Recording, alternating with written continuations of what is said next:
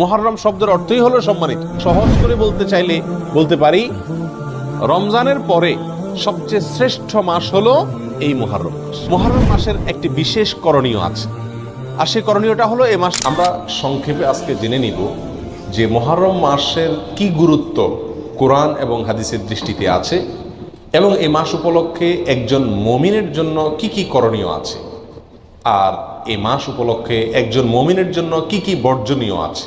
আল্লাহ যে মাসকে সম্মানিত বলে ঘোষণা দিয়েছেন, মর্যাদাপূর্ণ বলে ঘোষণা দিয়েছেন, সেই মাসগুলো কখন আসে, কখন যায়, বা কোন কোন মাস সম্মানিত মাস, কোন কোন মাস সাধারণ মাস, এই সম্পর্কে আমাদের সমাজে খুব একটা ধারণা নাই বললেই চলে।